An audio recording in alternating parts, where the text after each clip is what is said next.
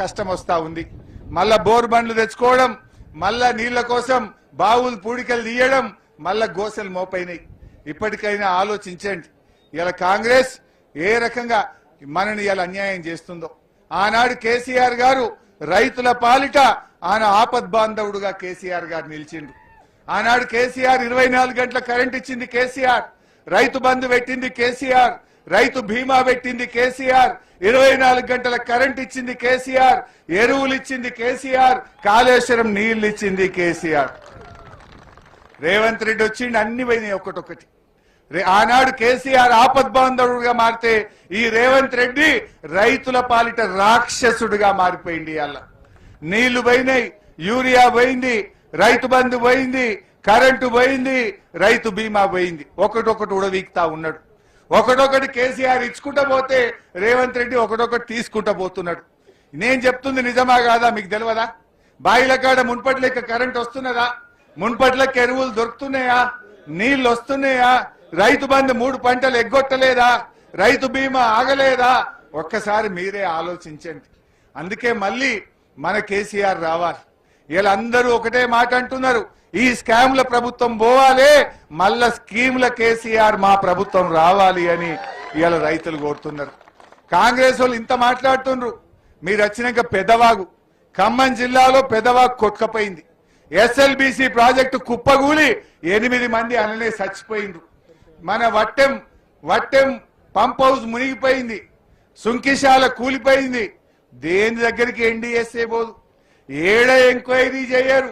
కానీ కాళేశ్వరం కేసీఆర్ కు పేరు వస్తుందని ఎంక్వైరీల మీద ఎంక్వైరీలు, కేసుల మీద కేసులు, రైతులకు నీళ్లు వత్తకుండా ఇవాళ ఇబ్బందులు పెట్టే ప్రయత్నం చేస్తున్నారు. నిజంగా ఈరోజు రేవంత్ రెడ్డి, నీకు రైతుల మీద వీసమెత్తు ప్రేమ ఉన్నా, వీసమెత్తు గౌరవం ఉన్నా రాజకీయాలు పక్కన పెట్టు, మోటార్లొత్తు, నీళ్ళెత్తు. ఎందుకంటున్నామంటే రేపు ఎలినీనో వస్తుంది అంటున్నారు. 6 నెలల కిందనే శాస్త్రవేత్తలు చెప్పిండ్రు ఈసారి కరువు పడుతుంది, వచ్చే ఏడాది కూడా కరువు పడుతుంది అంటున్నారు. మరి ఆ కరువు పడితే ఏర్పడబోయే తీవ్ర పరిణామాలకు నువ్వే బాధ్యత వహించాల్సి వస్తుంది. నీళ్లుండి ఎత్తకపోతే ఇది చాలా దారుణమైనటువంటిది, వికృతమైనటువంటి పని. కండ్ల ముందు నీళ్లు పోతుంటే కిందికి జార విడుస్తున్నావు, ఎత్తుతలేవు. రేపు ఏర్పడే పరిణామాలకు కాంగ్రెస్ పార్టీ తగిన మూల్యం పెద్ద ఎత్తున చెల్లించాల్సి వస్తుందని హెచ్చరిస్తా ఉన్నా. రేపు చీకటిమయమైతుంది, కరెంట్ లేక, మంచినీళ్ళు లేక వలసలు పోతారు. మళ్ళా బొంబాయి, దుబాయ్ వలసలు ప్రారంభమయ్యే అవకాశం ఉంటది. ఇవాళ నీళ్ళు వచ్చినాక నేను మొన్నకి పెదకోడూరుకి వచ్చింటి. మొన్న పెదకోడూరుకి వస్తే ఆడ మహారాష్ట్రకి వెళ్ళి ఆడోళ్ళు వచ్చి గుత్తకు పట్టుకొని నాట్లెత్తురు. ఎందుకంటే మనం బతకబోయినాం. ఇప్పుడేమో మహారాష్ట్ర, బీహార్, జార్ఖండ్కి వెళ్ళి ఆడోళ్ళు మొగోళ్ళు వచ్చి 5,000 ఎకరం గుత్త పట్టుకొని మన దగ్గర వేసిపోతున్నారు. ఒకనాడు మనం బతకబోతే ఈ కాళేశ్వరం పుణ్యమా అని ఎక్కడెక్కడోళ్ళో ఈ సిద్దిపేటకు, ఈ ప్రాంతానికి బతకొచ్చేంత గొప్పగా బీఆర్ఎస్ పార్టీ కదా తీర్చిదిద్దింది. ఎందుకంటే మనకే పని దొరకకపోవు నీళ్లు లేక. ఇప్పుడేమో మనుషులు దొరకక బయటకెళ్ళి మనుషులు తెచ్చే పరిస్థితి ఈ రంగనాయక సాగర్ కదా తెచ్చింది. ఈ గోదావరి నీళ్లు కదా మన రూపురేఖలు మార్చింది. ఈ గోదావరి నీళ్లు వచ్చినాక కదా మన తలరాతలు మారింది అని నేను గుర్తు చేస్తా ఉన్నా. మా అక్క చెల్లెలకు తెలియదా? నేను ఎప్పుడన్నా ఊర్లోకి వస్తే బిందెలు అడ్డం పెడుతున్నా. నాకు ఫస్ట్ మంచినీళ్ళు లేవని బిందెలు అడ్డం పెడితే ఇక నేను బతిలాడుకొని బోరు బండి తెచ్చి ఓ బోరు గుద్దుతే అది పడితే పడ్డట్టు 400 ఫీట్ వేసినా దుబ్బ తప్ప నీళ్లు రాకపోవు. ఇప్పుడు బిందెలు అడ్డం పెట్టుడు ఉన్నదా?